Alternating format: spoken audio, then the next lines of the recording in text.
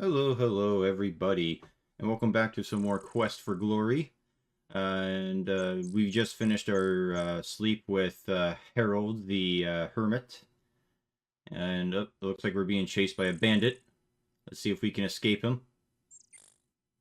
And yeah, we did it. Fantastic. Bandits are unbelievably annoying if you don't level up a bit. So how are you, Gok? I'm still angry. Okay. About what? Hopefully not our previous conversation. Yeah, it is about that, very much. Oh So, my god. uh, without getting into too much detail, long story short, government suck. But anyway, so we can give her the flowers, and we got some toadstools, so we can give those to her. And what's weird is that you need to give her 3 bushels to get a point. And we'll give her the green fur as well. Because I know exactly what the green fur is used for, but technically our character doesn't know yet, so... But that is the right thing to do.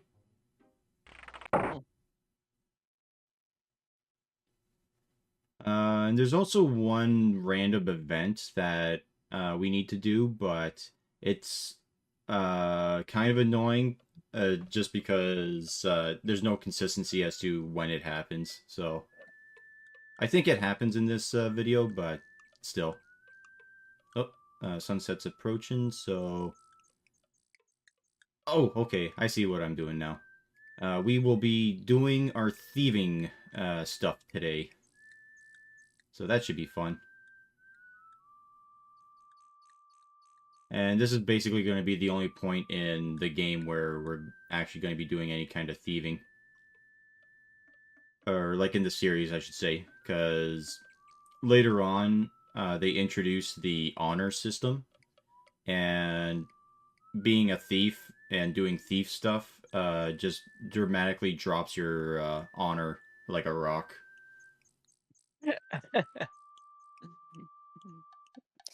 That seems counterproductive. Yeah.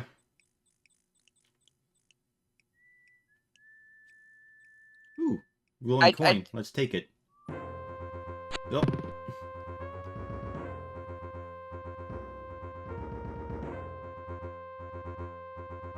Now, there's 2 ways to do this. If you have the lockpick, you can just show them that to show that you're a thief. But since we don't have a lockpick, but we have points in thief skills, we can just poke them with our hand, and that works because we just did the thief sign. And so he told us the password to get into the Thief Guild headquarters, and we can buy our lockpick there. Fantastic.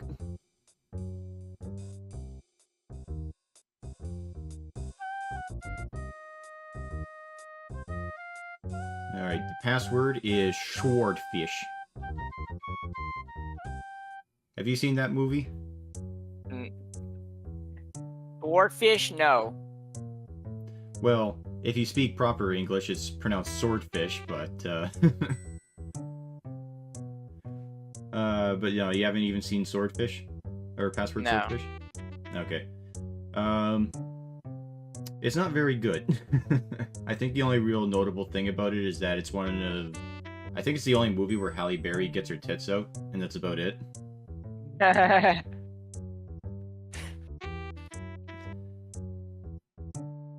It's been a while then. Okay, what is the movie about?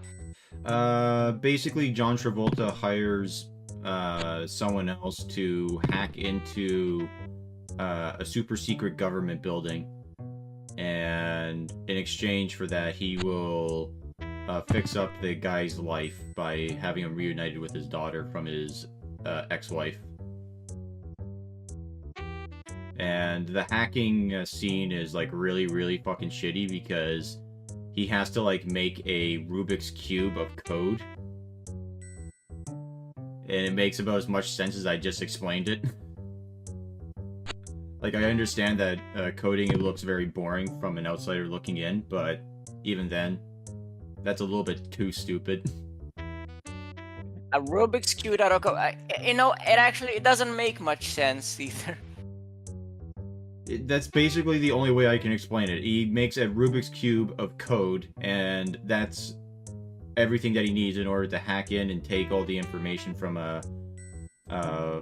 I think it was the CIA that he was hacking. Is it password swordfish or just swordfish? Password swordfish, because the big reveal at the end is that that's the password of the one guy's bank account, which is a horrible password. I mean, not exactly.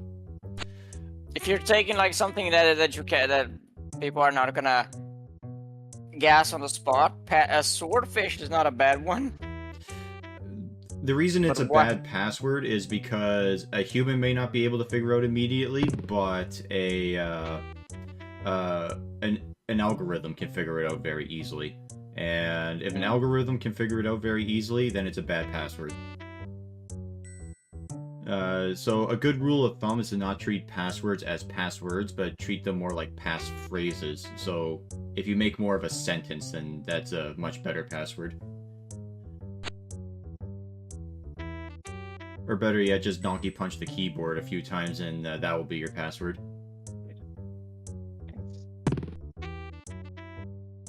My password is get him Lenny. Well, you just let it out to the world, so everything you know and love will be hacked. Mm-hmm.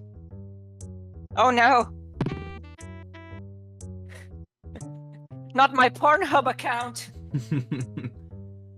Now they're gonna say really embarrassing stuff on your on the videos instead of just your usual embarrassing stuff.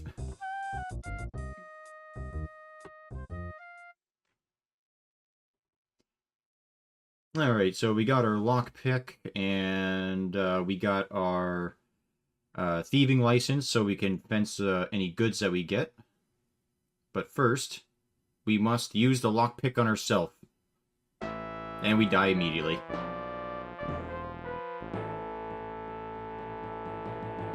You picked your brain too hard?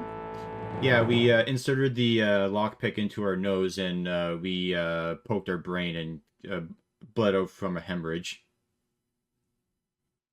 But here's the thing about lockpicking in the first two games. You can pick your nose, and if your lockpicking skill is actually good enough, you can increase your lockpicking skill. The problem is that our lockpicking skill is not very good right now, so we need to... I think the minimum we need to get it to is like 21 or 25, and then we can pick our nose and then level up our lockpicking skill that way.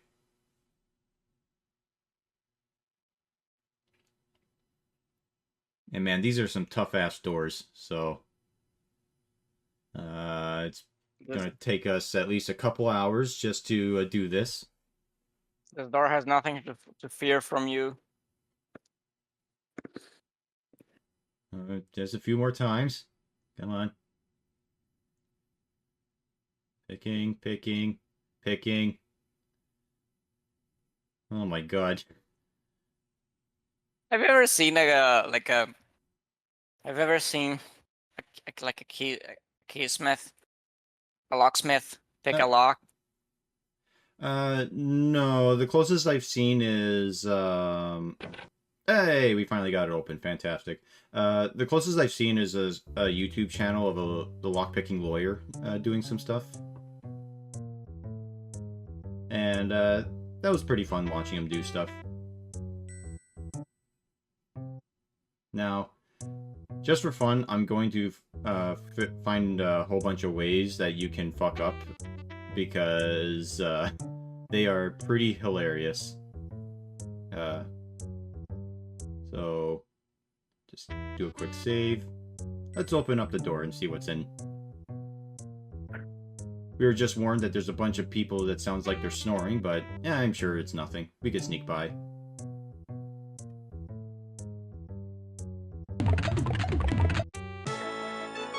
Nope.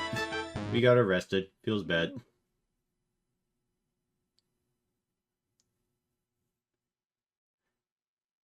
So the first door was a trap, but I'm sure the second door isn't.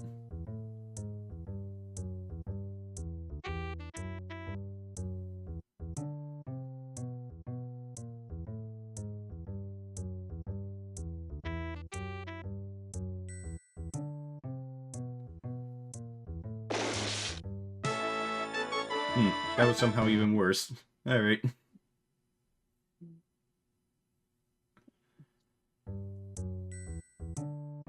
Well, we saw Otto come out of there, but I'm sure he's a loud snorer, so... Oh, okay. Maybe not. Otto doesn't... Otto learned to use door!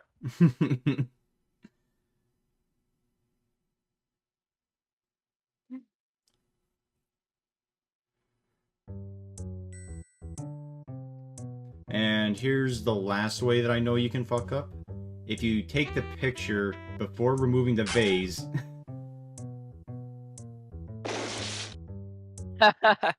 Otto, forget how to use door! So, the vase is a stealable item, so... you just have to move it first, and then you can grab it. And then there's a nice secret safe behind the painting. And... it says it doesn't work, but it actually does. Yeah, there we go. Picky, picky, picky. We just gotta do this until we open up the thing.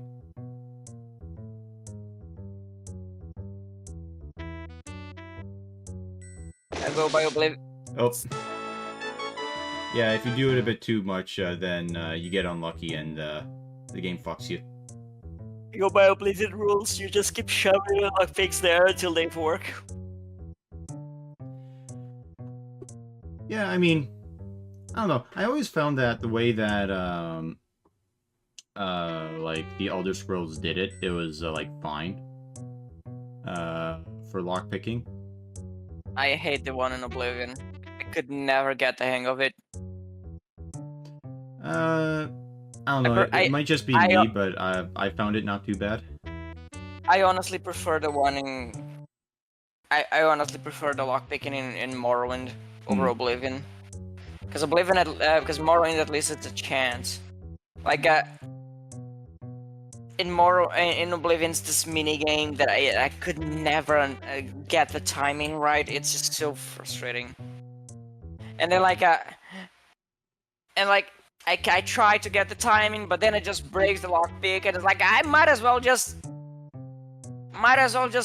auto attempt until it works. And then as soon as I get to level 10, I go get the skeleton key. Uh-oh.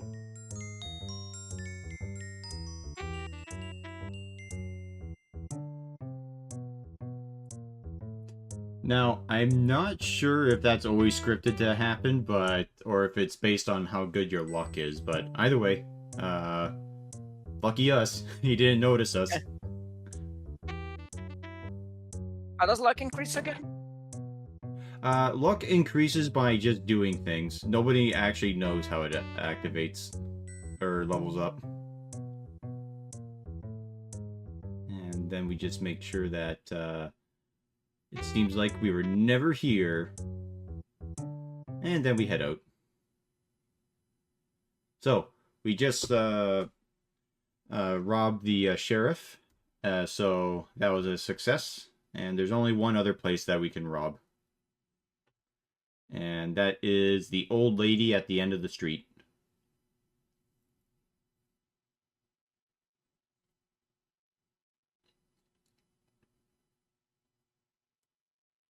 That's the only thing that frustrates me about old games like this. You have a reputation system that goes on even like when nobody finds you. Oh, nobody knows that we did this. It's so. The only thing is that the honor system didn't become a thing until Quest for Glory 2, so you can be as much of an asshole thief as you want and still become a paladin technically by the second game, which is what I am going to do. But here's the thing: like, does your honor go down even if people don't find you stealing stuff? Technically, yes, because it's considered to be a dishonorable act, so it's sort of like the whole paladin thing is like uh, it's more like a spiritual thing, I guess, rather than like you actually did something, you were actually caught for it, you know? It's still like that affecting the way people treat you is pretty nonsense. Well, the honor system, all it really does is just it's a barrier for Becoming a paladin. No. The honor system is more like it's there for making sure that you. Oh, Jesus Christ! The cat was a panther the whole time.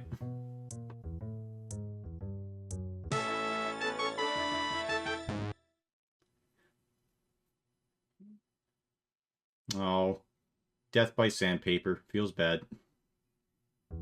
It licks your face away. Yeah, basically. Let's touch the cat.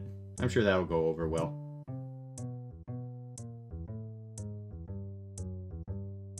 Yay, we pet the kitty. And then we leave. I'd say that was a successful night out. Don't you, Gok?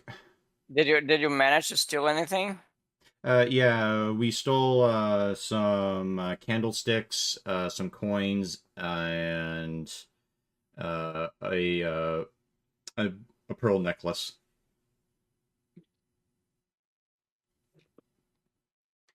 So let's fence it all off and then see how much cash we get for it. But let's see here.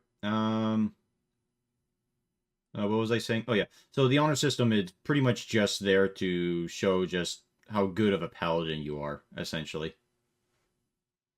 Because the higher your honor is, the better your paladin spells and stuff are.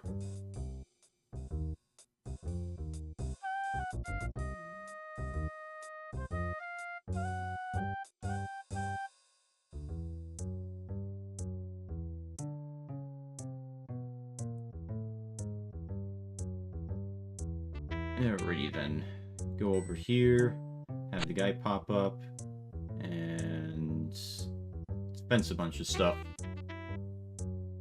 So we got the nice blue vase.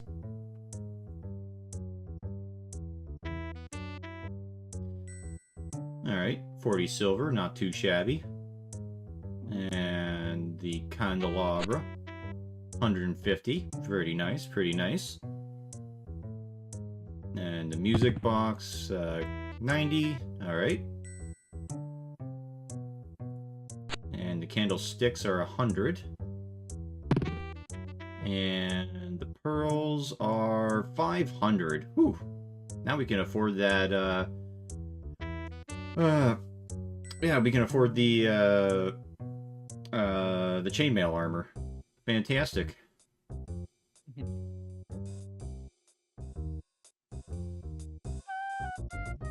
And yeah, that is a lot of fucking gold. Let's celebrate with a drink. Dragon breath.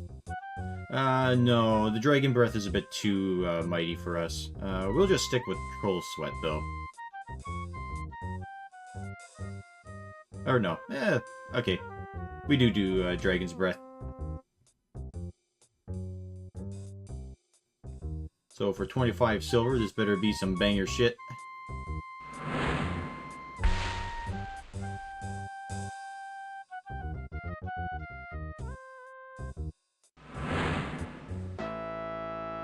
Turns out it was. Alright. So maybe that's a bit too powerful. Now we'll try the troll sweat.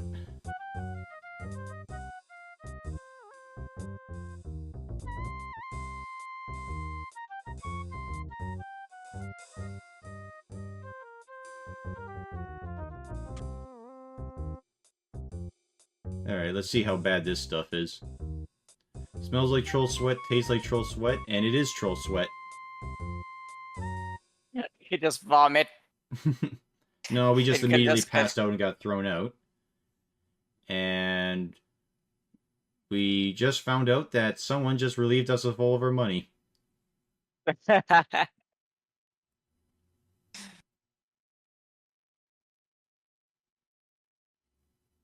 So, yep, money pouch is empty. All that hard work feels bad. So, let's skip the drink for now. What about some ale? No, that stuff is finally aged, and I've already explained why that's a bad idea. To drink finely aged ale. On the bright side, our stealth is almost maxed. Not as bad as the troll sweat. What's as bad as troll sweat? Sorry. Not as bad as troll sweat. Yeah, I guess, but even then, like, technically speaking, well-aged ale is fucking rancid, so...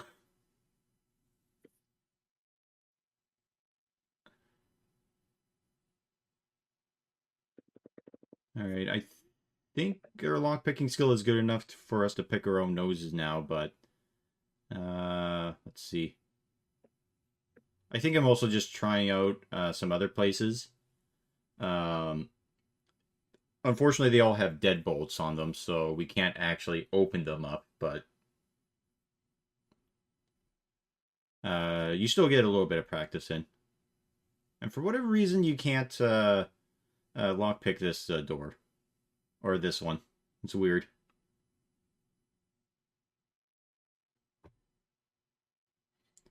And if you do want to level up your lockpicking skills safely, the best place to do it is the apothecary's front door. Because you can do that at any point in the day, no one notices you, and no one cares, and it's the only way you can do it up to level 100. Oh, doesn't seem to take like that much time. Like, what do you mean? It doesn't seem like it's taking that much time. Oh, to level up? Yeah. Well, And you're almost. well, picking your nose only... Ooh. Yeah, and that's something I just noticed. Apparently, if you just do it a bit too much all at once, then yeah, you can get a game over.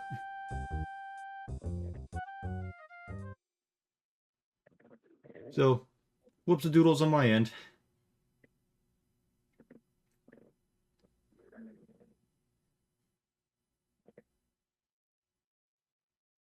Now, I thought it was because I lockpicked the that place a bit too much, but no, it's just if you just do it too much, I guess there's just a chance. Yeah.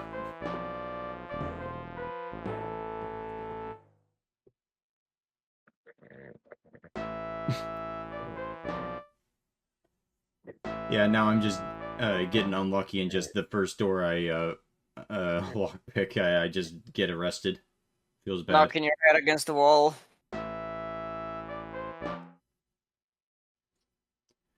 Yeah, so so picking your nose with the lockpick does raise your lockpicking skill, but only to a cap of like 80 something. If you want to raise it to 100, you have to actually do a real door.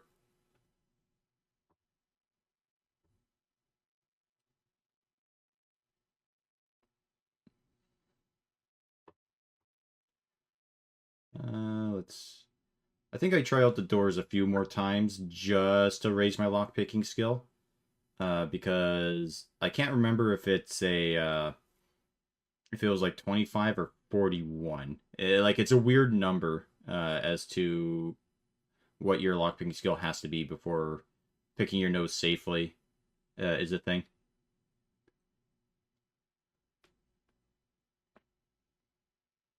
All right, let's try it. Aha! We did it. Our nose is now open. So we'll do that a few more times and then go to bed.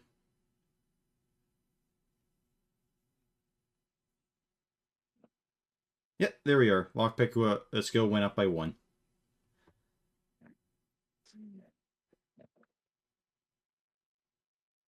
And yeah, our stamina is now at 0, so if we were to enter combat, we just die instantly. So let's go get some rest.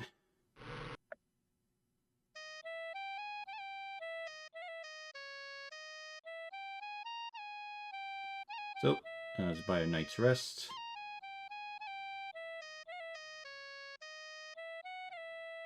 And this is a good place to get sleep, obviously, but I I thought I just entered the room with someone already there. yeah. No, that was supposed to be us sleeping away. But yeah, so the only downsides of sleeping here is that I don't think it raises your magic to max if you take a sleep here, and also you have to pay 5 silver, which is why Arana's Garden is still the best place to sleep. And apparently, our character is not hungry, so we'll just have coffee instead.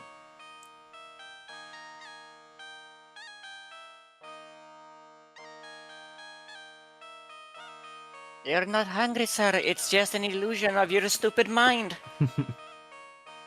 Oh man, could you imagine if that was actually how humans work? Like, we only think we're hungry, therefore that's why we eat?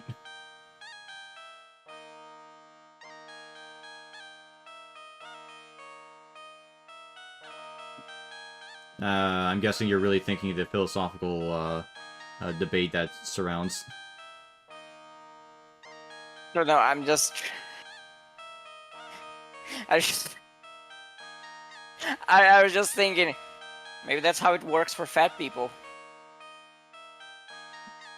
Well, um, yeah, I would. Well, I think with fat people, like the one video that I saw, it was about the whole. It was basically taking abnormally fat people and abnormally skinny people and having them swap diets, essentially. I And recall I remember one of the guys said, like, I think I ate something like you a few days ago.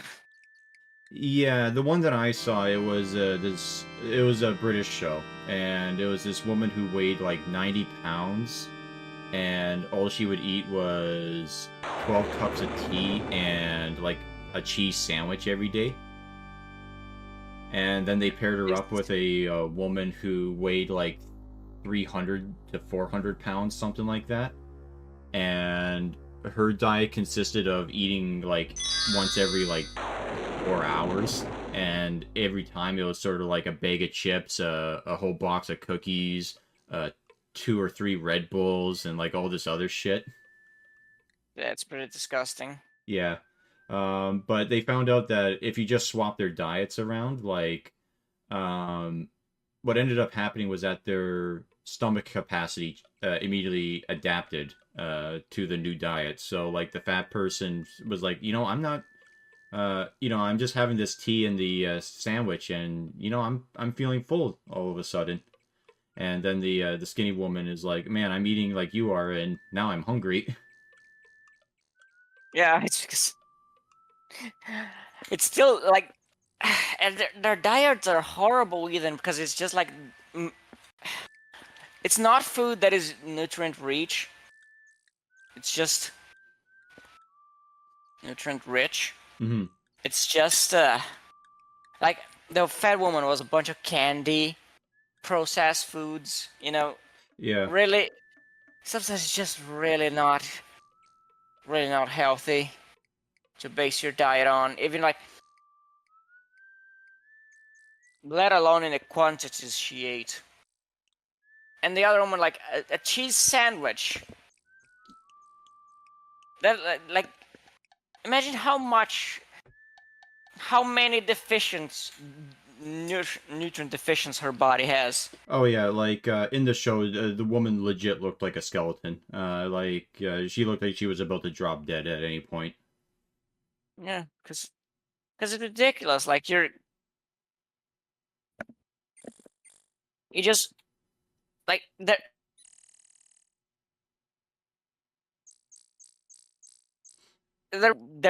because the amount of nutrients that are mandatory for our survival is like the variety of nutrients that we need is huge. Yeah, it's like the cheese sandwich girl. I can't imagine she's getting much vitamin C, so she's at risk for scurvy at the very least. Yeah, or vitamins at all. Yeah. Well, there's calcium in the cheese. Yeah, but calcium is not a vitamin. Oh, here was the random event I was talking about. This poor little fox needs our help. Oh my god, it talks! And this little fox tells us actually very important information if you've never played the game before. It's a really ugly looking. Yeah. This fox looks like those cats from medieval paintings. Yeah. So she said that, or the little fox told us. I'm not sure if it's a boy or girl, but anyway, it told us that. It's a non-binary fox. Yeah, you're right. It's part of the LGBT community. But it told us that the Baron's daughter was hexed, and that we need to talk to the Dryad for information.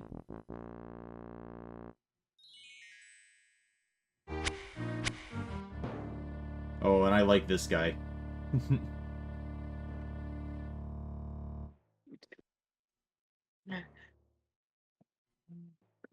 Brody. Or I don't know if the double G has some different meaning. Yeah, I'm not sure, but he's a big old frost giant, and basically he's just saying, leave me alone unless you're gonna give me some food.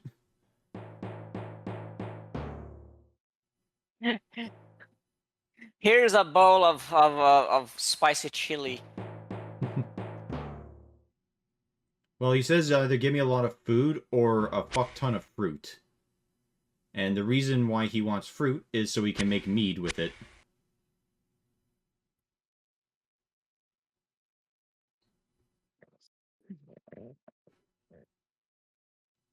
And it won't be entirely a one-way transaction. He's willing to give us a big shiny jewel if we give him the fruit that he wants. And I tried fighting him, but for whatever reason he doesn't reciprocate. As soon as you just walk up to him, he just hits you with the axe and you die instantly. Well, he seems like he reciprocates very much. So, like, you're...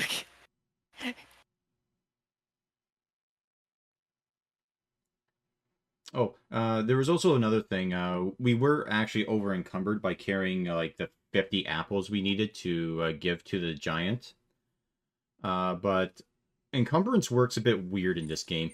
It only drains your stamina a little bit, and you do genuinely move slower in-game if you're more weighted down. So if you're being chased by something, make sure you have empty pockets.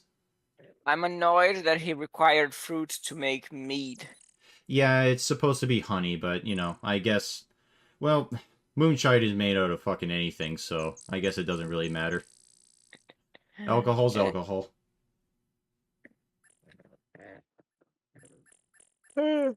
All you need is something with sugar.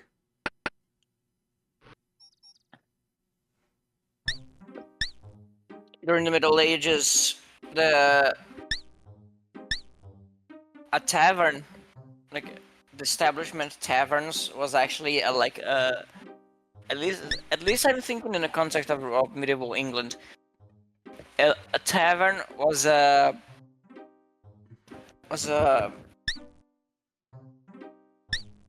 establishment that had permission to sell wine. Mm-hmm. Now, they had a license to sell wine. You had a license. You had a license. Not the worst of Britain, to be honest.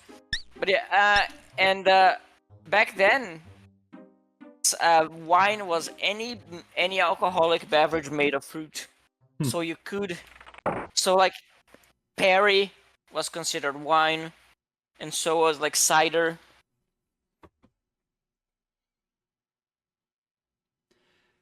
Yeah, it's kind of funny how terminology changes over time like that.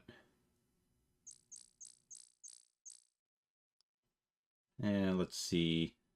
Oh, there's our Saurus, our first one of the game. And because we have the Firebolt spell, we can actually shoot firebolts at people before they get into combat with them. Is that a Saurus, you mean? Yeah, that's what it is called in-game, a Saurus.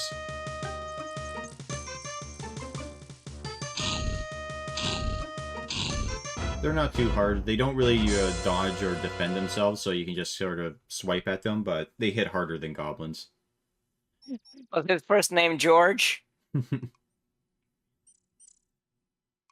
I don't know what that's a reference to, but for whatever reason, there is this weird glitch that happens sometimes where if you click on a dead body to search it, your character just kind of waltzes off screen.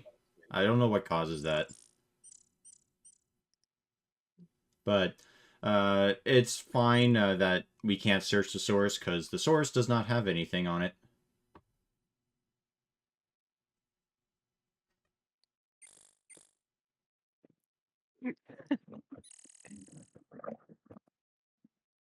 But anyway, I think it's about time we saw the Grand Wizard Erasmus. Whoa, we're getting spicy now. What? He's a powerful wizard. See? It's about time we see the Grand Wizard to talk about those new arrivals in our neighborhood. I don't take kindly to their kind of here over here. Them Saurus, them gnomes.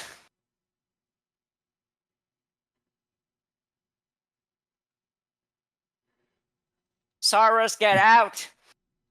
This is a human-only neighborhood. Anyway, we climbed the Matterhorn in full armor, it felt like. Which is true, because we're literally wearing full armor. Oh. And here's a Monty Python reference. We have to answer questions 3. What is our name? What is our quest? Oh, and there's the reference, the Holy Grail. And then it asks a genuine question. So for this one, it is Arana. There are a few other questions, like one of them is what is your favorite color? And there is a correct response you're supposed to give rather than saying blue or yellow. You're supposed to say purple because that is Erasmus's favorite color. But he also asks about the speed of an unladen swallow. I believe so, yes. It's the last question is always randomized as to what it asks you. So, and climbing up the mountain, it drains a fuck ton of your stamina. So you can't do it like repeatedly. And the reason I say that is because if you get a question wrong, the gargoyle says, "Fuck you, back to the bottom of the mountain with you."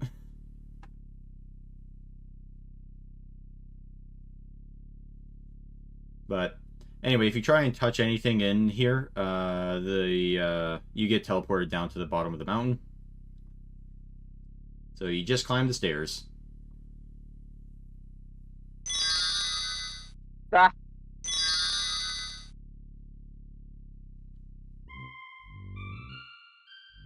And there he is, the man himself.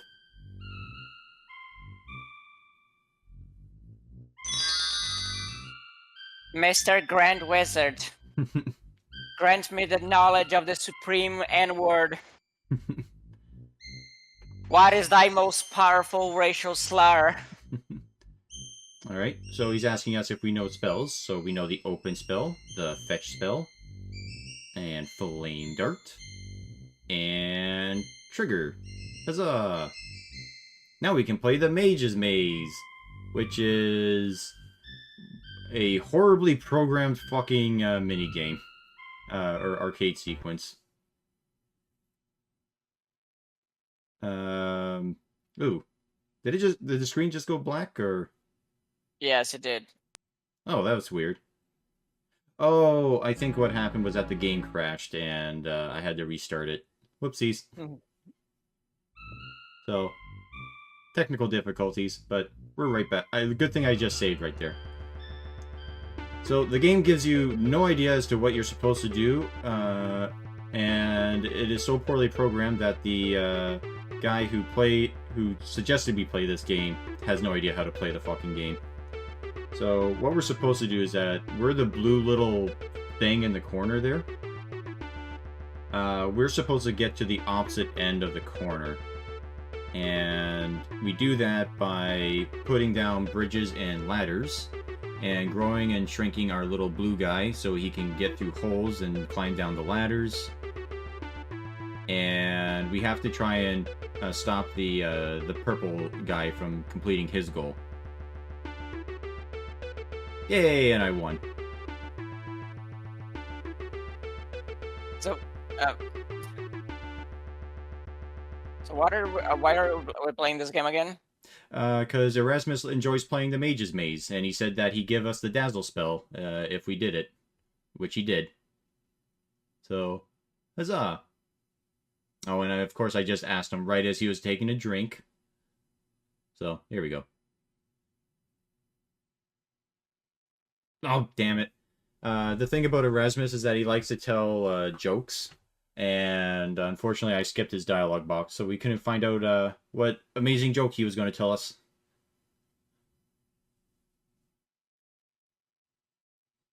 It's just hard to take anyone seriously if he wears a ridiculous hat. Well, try changing from your pajamas when you wake up. Hey, they are very comfy pajamas, alright?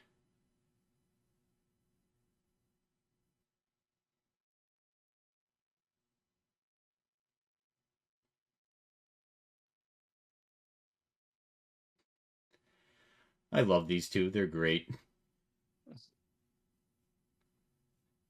Zara is the woman from the magic shop, isn't she? Yeah, and Erasmus says that Zara has no sense of humor, and Fenris said just because she doesn't laugh at your stupid jokes doesn't mean she doesn't have a sense of humor.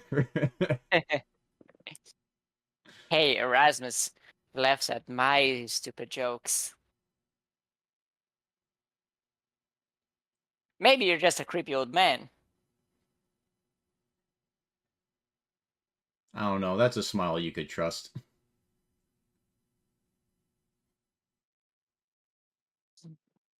Alright, what's the counter curse?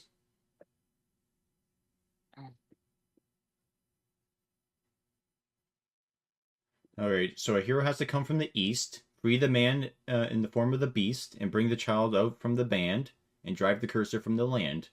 Alright, sounds easy enough.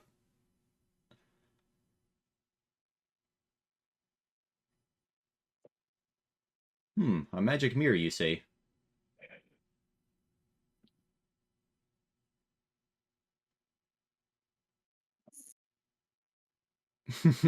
No, Fenris. What did he say? Oh, he said that.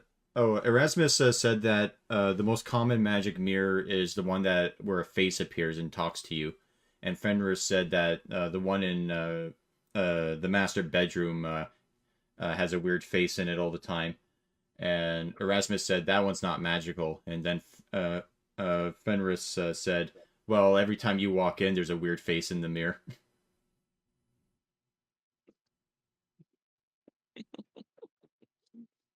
Walked right into that one. He did. Razzle dazzle root beer. Mm-hmm. The Dazzle spell, its full name is Erasmus's Razzle Dazzle spell, but it's usually just shortened down to Dazzle.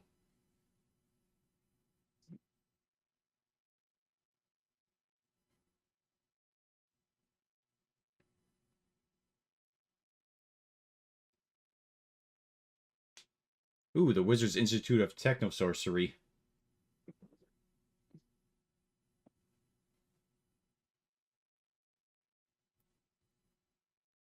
It's where we mix the techno babble with the thingamajigs. Aw, we need to complete our quest here before we become a wizard. Feels bad. You're not a wizard yet. Yeah, we have to go to the Wizard's Institute of Technosorcery in order to become a wizard. And that's not until the next game. Oh, damn it, I skipped over his joke. Can I get a loan to pay my my school tuition?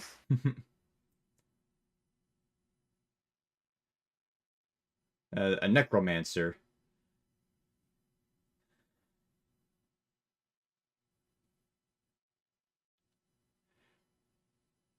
as a rather unsavory relationship with corpses. Giggity.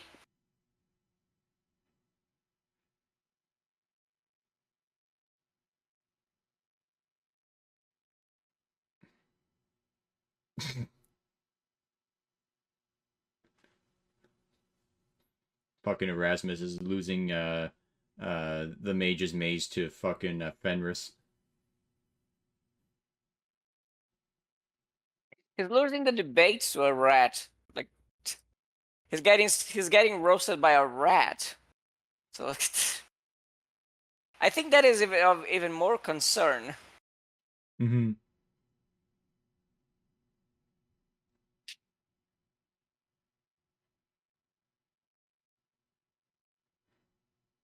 Unfortunately, the trigger spell in this game is very seldom used. Like, I think there's only like two, maybe three places in the entire game where you can use it. So, and one of the places you can use it, it's invisible. So, no, actually, two of them are invisible because you can use it on the ladder, and then there's a chest later on that's invisible. That's trapped.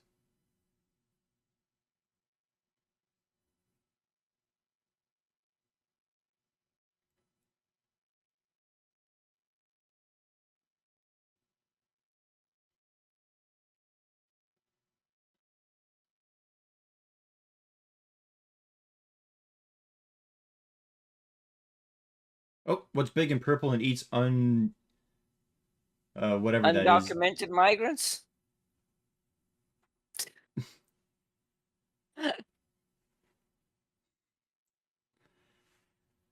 The purple. Yeah, but we can talk to uh, uh, Fenris too. Erasmus is my familiar. Isn't it the other way around?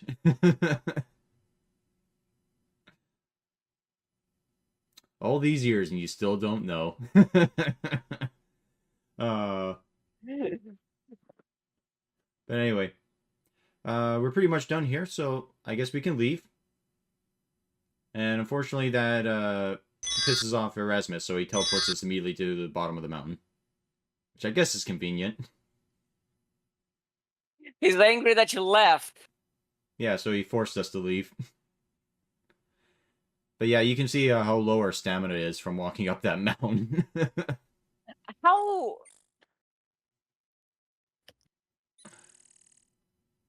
What are the effects of encumbrance here? I think it just drains your stamina a little bit, but the moment you get into combat and you have zero stamina, you just die instantly. So stamina technically is a second health bar.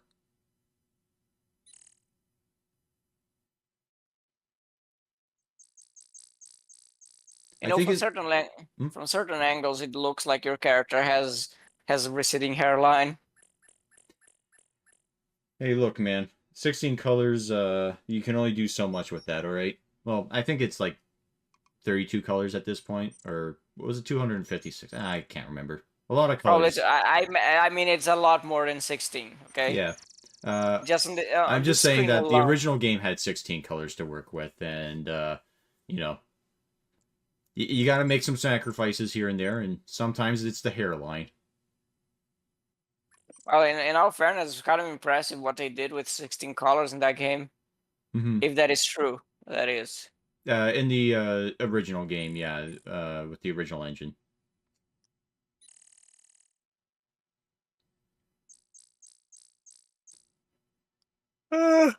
Anyway, so I want to meet somebody who's usually at the front gate around noon, so let's waste some time and make some cash at the same time.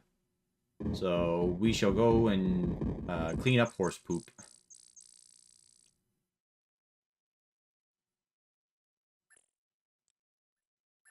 Oh, there's Mr. Ungard. We'll just Doing his ignore water him. dance, Hmm? doing his water dancing practice. Yeah, but thankfully we got the chainmail armor, so we can just tank the shot and then punch him in the face and stab him.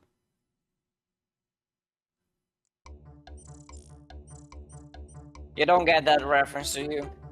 Yeah, you showed me that reference in Game of Thrones where the girl was saying how great her teacher was, and the guy, she goes to stab the guy, and he just takes her sword and punches her and says, like, your teacher died because he was an idiot who didn't wear armor.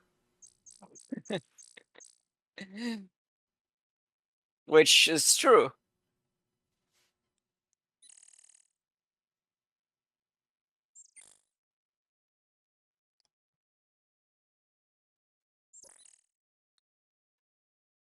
Although my favorite thing about the Game of Thrones is uh, The freaking dysentery woman. Is that it? It's gonna be that. It's the It only is. thing you ever mentioned about Game of Thrones. I know, it's great. Oh my lord.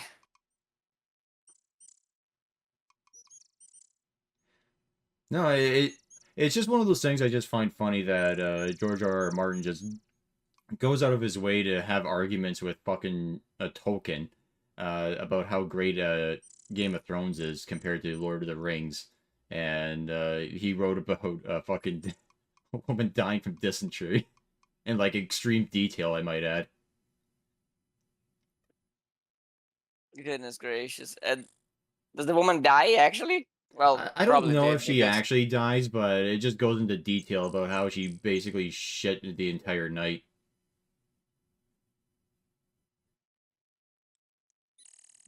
uh it's pretty sad. Like the guy is selling millions of copies of his books and is still so insecure as to trying to get to one up a dead man. Yeah, Trying to like to have debates with a man that has been dead for like since the 70s. I think it was like 73. yeah. So like 51 years ago, the Tolkien was passed away. So yeah, But anyway, that was Bruno, and if you are a thief, he is important because he's obviously part of the Thieves Guild. But since we do have points in Thieves stuff, we can have an interaction with him that's useful later on. It's just that the problem with him is that he only tells you information that if you pay him, and pretty much all the information he gives you is useless. Or like you can find out the information other ways for free.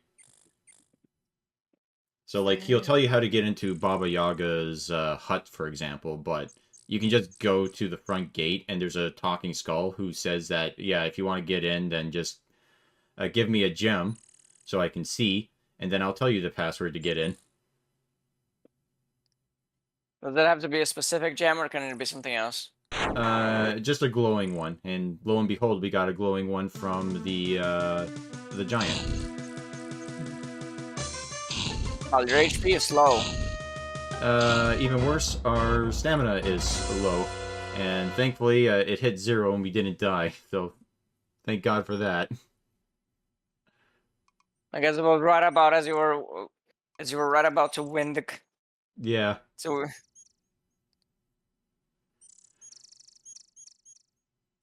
Let's see, 16, 15, and 24. Good enough.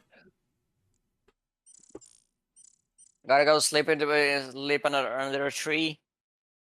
Yeah, so, a usual rule of thumb if you're playing, like, the early Quest for Glory games, after a battle, take an hour nap, and that will be a cheap way to make it so you can actually survive the next encounter without having to spend all your money on potions.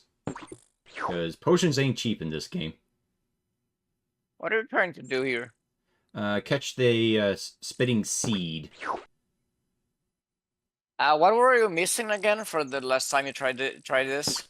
Our skill with the spell and our intelligence was not high enough. So we just have to do this a few times. So yeah, unfortunately, it's just a random chance thing if we get it, and it just the chance gets better the higher our points are. So there's like no skill involved.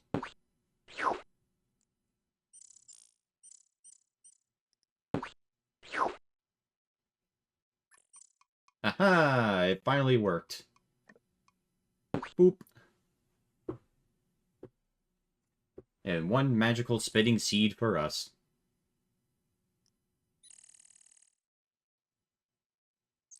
Now the plants die of sadness. The strength went up quite a bit. Yeah, so every time you get punched or or land an attack or do some physical activity, then yeah, your strength goes up and endurance goes up for the more damage you take, and agility goes up the more you run or dodge attacks. So.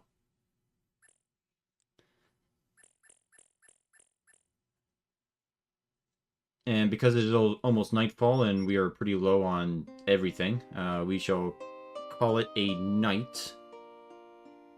But first, I want to level up my open spell, so boop. Grab some flowers. What do you use the flowers again? We give them to the apothecary, and she gives us 5 silver per each bushel of flowers. And we can only take 2 bushels at a time, so...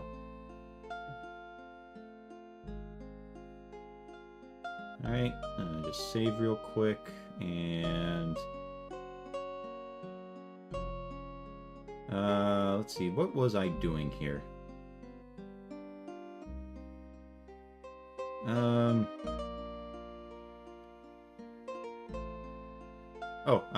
I think I know what I was doing. I'm gonna go fight some nighttime monsters. Huzzah!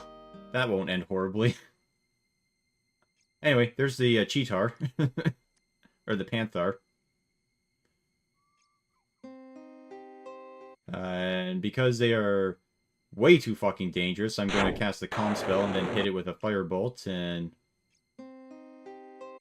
Oh, monster doesn't take to the Calm spell, probably because I hit it with a Firebolt. Anyway, these things are fucking brutal. So, let's see how well I can survive this. Yeah, not at all.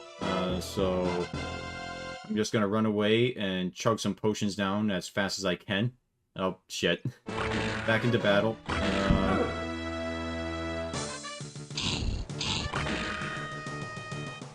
Yeah, the best position to get the Panther to attack him with is when he raises his right arm. And then you can get a good shot at him. So, drink another potion. Oh, god damn it. I need spells, damn it. You're getting there. Don't worry, we'll cheese this guy.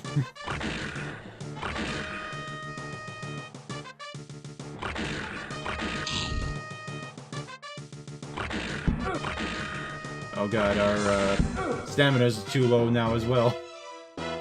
So, quick. Potion. Oh, damn it. Run. And then we drink down the vigor potion. And back into battle we go. Yeah, come on. We almost got this, Philippe.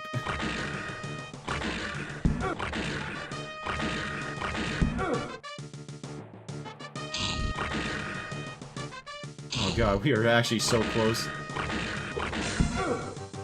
Just getting your ass kicked relentlessly. You consumed almost all your potions.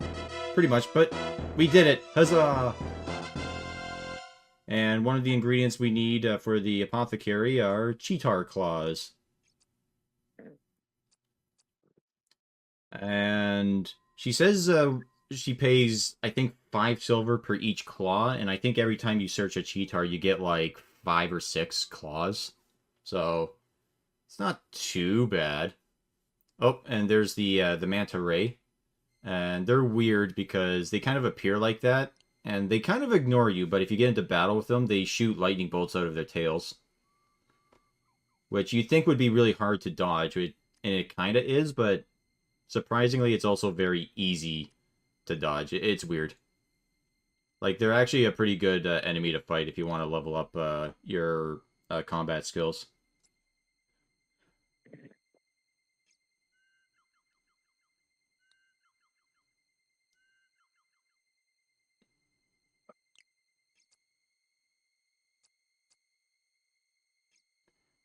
Like, I'd rather fight the manta rays over the fucking bandits here. Because the bandits, all they do is just hide behind their shields, and they're, like, impossible to hit. Oh, this guy has been persistent, eh? Yeah, but thankfully I'm a little bit faster, so you can't catch up. And here's Baba Yaga. Oh, we're getting tired.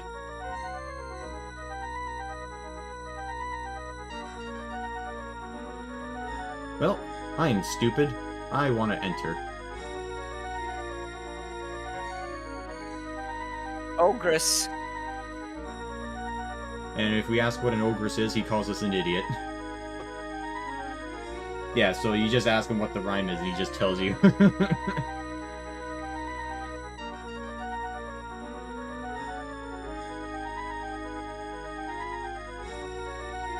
Well, sounds like a deal to me.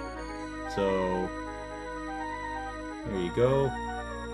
One glowing gem.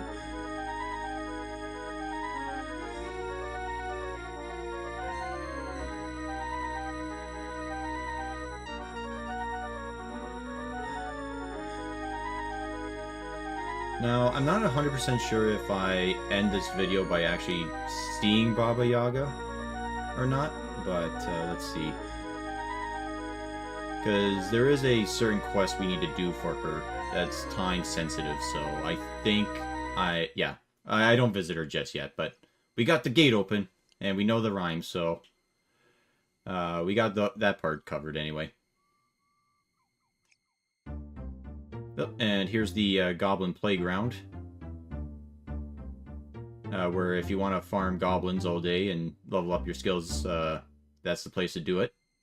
But there's one other thing that we need to do at night. Have you finished Quest for Glory 5?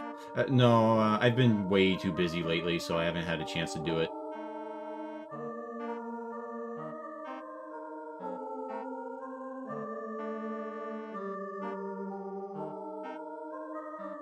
Yeah, let's dance with the fairies. Sounds like fun. And by the way, if you do say no, they force you to dance, and you die from that. They're assholes. Yeah, basically.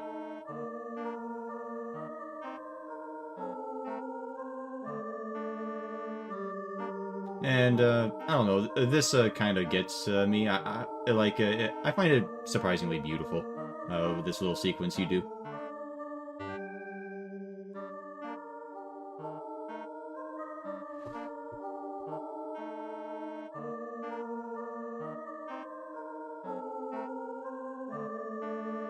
Even though technically the fairies are just little glowing balls.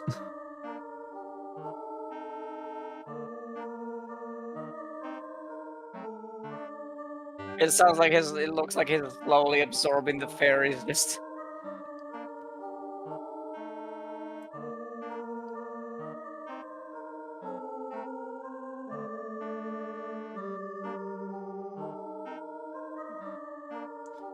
Huzzah! strike an Elvis pose. Yeah. So, we can talk to the fairies and ask them a bunch of questions.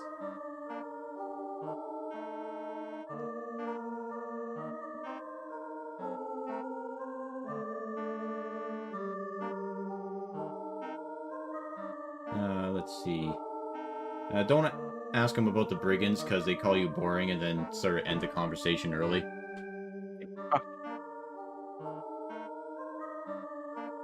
How about I bring the pesticide on you, huh? Now, they do tell you something very important about the mushrooms here. Do not go into this fucking, mushroom circle. It's a changeling circle. It's a what? A changeling circle. No, it's, I forget what they're called, like, fairy rings or something like that. But anyway, the fairies get extremely mad if you go into their circle. So obviously I'm gonna do it.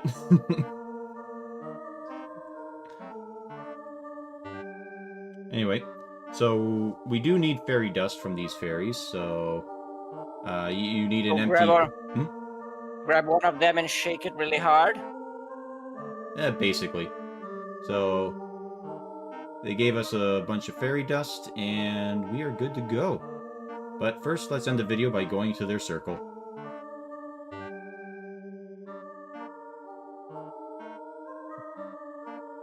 Yep. And they force us to dance.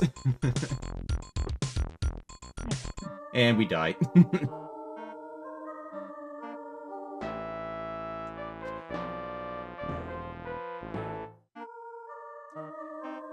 So, we shall end the video here, and then the next part will be the last part. So, hope you guys enjoyed, and we'll see you all next time. Have a nice night. Bye-bye.